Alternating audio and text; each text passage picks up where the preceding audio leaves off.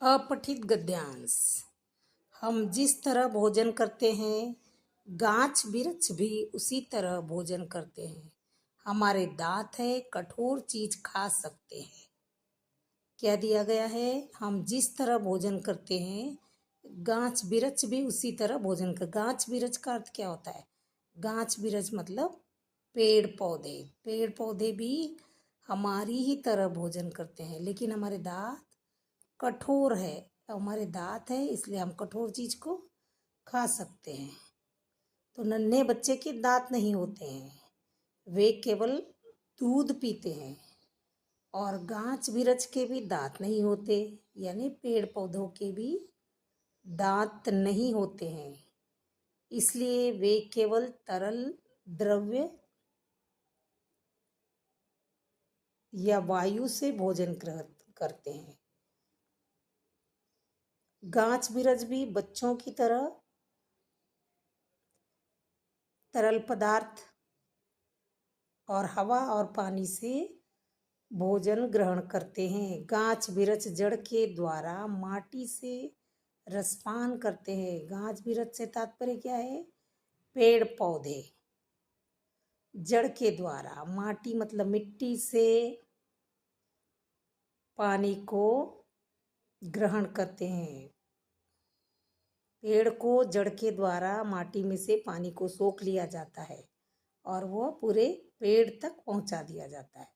चीनी में पानी डालने पर चीनी जिस तरह गल जाती है, माटी में पानी डालने पर उसके भीतर बहुत से द्रव्य गल जाते हैं। जब हम मिट्टी में पानी डालेंगे तो उसके अंदर बहुत सारे द्रव्य गल जाएंगे और गाछ बिरछ वे ही तमाम द्रव्य सोखते हैं। तो पेड़ पौधे जो है, पेड़ पौधों को जब पानी दिया जाता है तो वे मिट्टी के द्वारा में से नमी को सोख लेते हैं। और जड़ों को अगर पानी न मिले तो क्या होगा? पेड़ का भोजन बंद हो जाता है, तो पेड़ क्या हो जाते हैं? मर जाते हैं। पेड़ का भोजन क्या है? पानी, हवा और सूर्य का प्रकाश। अगर पेड़ को पानी नहीं मिलेगा तो वो मर जाएगा। खुर्दबीन। खुर्दबीन का अर्थ होता है दूरबीन। दूरबीन से अत्यंत सूक्ष्म पदार्थ, सूक्ष्म मतलब बहुत ही छोटे छोटे कण स्पष्टता से देखे जा सकते हैं। दूरबीन से छोटे छोटे कणों को स्पष्ट देखा जा सकता है। आपने कभी दूरबीन का प्रयोग किया है? किया है तो कमेंट में बताइए। पेड़ की डाल अथवा जड़ का रस इस यंत्र द्वारा परीक्षण करके देखा जा सकता है। पेड़ों की डालों में और जड़ में जो भी है पानी, हवा और उसके पदार्थ, उन सभी को दूरबीन के द्वारा देखा जा सकता है। कि पेड़ में हजारों हजारों नल है। हजारों हजारों नल मतलब पेड़ की जड़ में हजार छोटी छोटी जड़ें होती है, जिसके द्वारा मिट्टी से वो पानी को सोखता है। इन्हीं सब नलों के द्वारा माटी में पेड़ के शरीर में माटी से पेड़ के शरीर में रस का संचार होता है। और ये छोटी छोटी जो जड़ें होती है, बहुत सारी जड़ों की शाखाएं होती, इन्हीं शाखाओं से मिट्टी से पानी को सोख करके पेड़ के लिए पहुंचाया जाता है। तो इसके पेड़ को पानी पहुंचाने का काम कौन करता है? नले। नले यानी जड़ें। तो पेड़ में बहुत सारी छोटी छोटी और बड़ी बड़ी हजारों नलें होती हैं, जड़ें होती हैं। इसके अलावा गाछ के पत्ते हवा से आहार ग्रहण करते हैं। गाछ मतलब पेड़। पेड़ के पत्ते हवा से भोजन ग्रहण करते हैं। पत्तों में अनगिनत छोटे छोटे मुंह होते हैं। अनगिनत मतलब जिनको गिन नहीं सकते, इतने सारे असंख्य छोटे छोटे छिद्र होते हैं पत्तों में। दूरबीन के जरिए अनगिनत मुंह और अनगिनत होंठ देखे जा सकते हैं। तो दूरबीन के जरिए पत्तों में जो छोटे छोटे छिद्र होते हैं उनको देखे जा सकते हैं। जब आहार करने की जरूरत न हो तब दोनों होंठ बंद हो जाते हैं। पेड़ों के छिद्र बंद हो जाते हैं जब आहार भोजन की जरूरत न हो। जब हम श्वास लेते हैं और उसे बाहर निकालते हैं तो एक प्रकार की विषाक्त वायु बाहर निकलती है। कि हम जब सांस लेते हैं, मनुष्य जब सांस लेते हैं और सांस को बाहर निकालते हैं तो खराब वायु बाहर निकलती है। उस खराब वायु को अंगारक वायु कहते हैं। अंगारक मतलब खराब या कार्बन डाइऑक्साइड। अगर यह जहरीली हवा पृथ्वी पर इकट्ठी होती रहे, यानी कार्बन डाइऑक्साइड पृथ्वी पर इकट्ठी होती रहेगी, विषाक्त वायु यानी दूषित वायु, दूषित हवा जो हमारे द्वारा छोड़ी गई है, अगर पृथ्वी पर इकट्ठी होती रहे तो तमाम जीव जंतु कुछ ही दिनों में उसका सेवन करके नष्ट हो सकते हैं। यानी दूषित वायु का सेवन करके सभी जीव जंतु मर सकते हैं। तो जरा विधाता की करुणा का चमत्कार तो देखो। जो जीव जंतुओं के लिए जहर है, गाछ बिरछ उसी का सेवन करके उसे पूर्णतया शुद्ध कर देते हैं। जिस कार्बन डाइऑक्साइड को, विशुद्ध वायु को हम छोड़ते हैं, पेड़ पौधे उसी को शुद्ध कर देते हैं। और पेड़ के पत्तों पर जब सूर्य का प्रकाश पड़ता है, सूर्य की रोशनी पड़ती है, तब पत्ते सूर्य ऊर्जा के सहारे अंगारक वायु से अंगार निशेष कर डालते हैं। यानी कार्बन डाइऑक्साइड से, गंदी विषाक्त वायु में से अंगार अलग कर देते हैं और यही अंगार बिरछ के शरीर में प्रवेश कर उसका संवर्धन करते हैं। और जो ये शुद्ध वायु कार्बन डाइऑक्साइड वो जब लेते हैं, हमारे द्वारा छोड़ी गई गंदी हवा पेड़ पौधे लेते हैं और वो इसी से को शुद्ध करते हैं और अब बढ़ते हैं। पेड़ पौधे प्रकाश चाहते हैं। पेड़ पौधे क्या चाहते हैं? प्रकाश। हम भी प्रकाश चाहते हैं। अगर प्रकाश नहीं मिलेगा तो क्या होगा? हम मर जाएंगे। उसी तरह पेड़ पौधों को भी प्रकाश नहीं मिलेगा तो वो मर जाएंगे। प्रकाश न मिलने पर बच नहीं सकते। कौन? गाछ बिरछ और मनुष्य, दोनों प्राणी जगत। तो गाछ बिरछ की सर्वाधिक कोशिश यही रहती है कि किसी तरह उसे थोड़ा सा प्रकाश मिल जाए। पौधे क्या चाहते हैं? किसी भी तरह उसे थोड़ा सा प्रकाश मिल जाए। यदि खिड़की के पास गमले में पौधे रखो तब देखोगे कि सारी पत्तियां व डालियां अंधकार से बाहर प्रकाश की ओर बढ़ रही है। वन में जाने पर पता लगेगा कि तमाम गाछ बिरछ इस होड़ में सचेष्ट है। तमाम पेड़ पौधे जंगल में इसी होड़ में लगे रहते हैं कि कौन जल्दी से सर उठाकर पहले प्रकाश को झपट ले।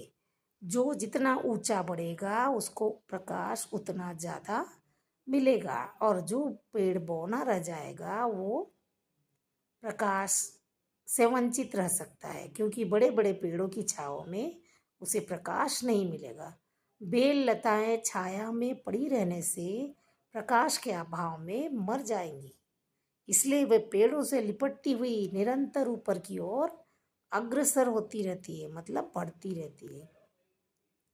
आप तो समझ गए होंगे कि प्रकाश ही जीवन का मूल मंत्र है। जीवन का मूल मंत्र क्या है? प्रकाश। अंधकार है तो जीवन नहीं है, प्रकाश ही जीवन है। सूर्य किरण के का परस पाकर ही पेड़ पल्लवित होता है। सूर्य की किरणें पाकर ही पेड़ फलता फूलता है।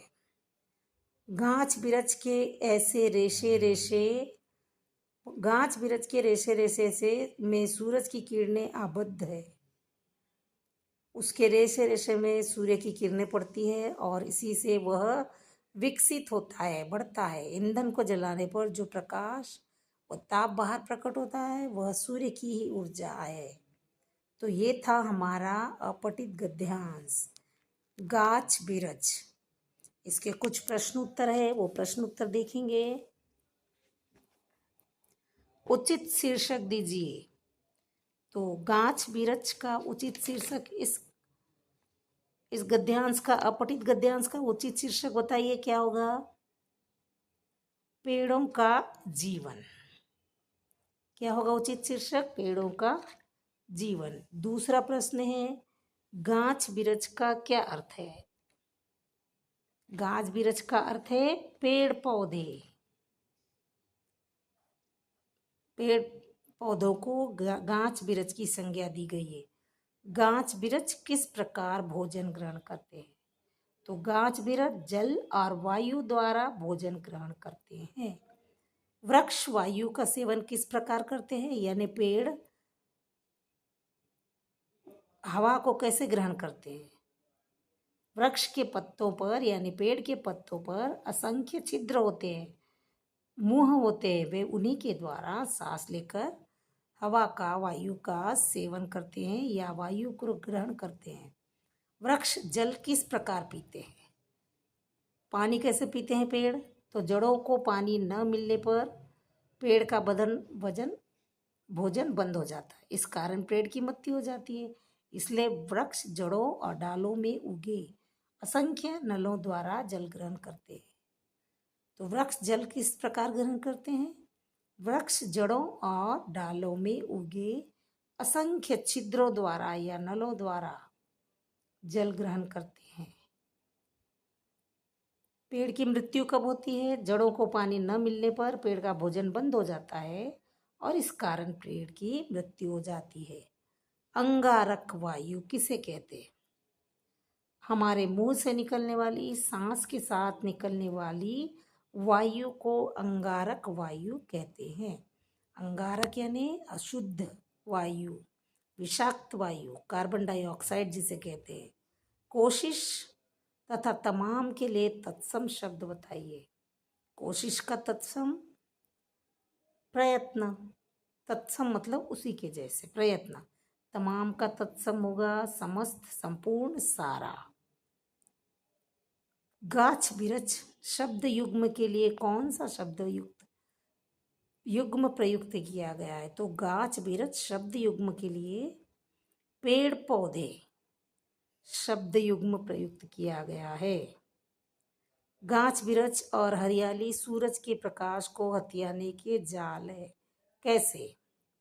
क्या प्रश्न लिखा है? गाछ बिरछ और हरियाली सूरज के प्रकाश को हथियाने के जाल है। कैसे? पेड़ पौधे और हरियाली सूर्य की गर्मी को सोखकर अपने अंदर सुरक्षित रखते हैं, अतः एक प्रकार से ये सूरज के प्रकाश को हथियाने के जाल है। संवर्धन में कौन सा उपसर्ग प्रयुक्त होता है?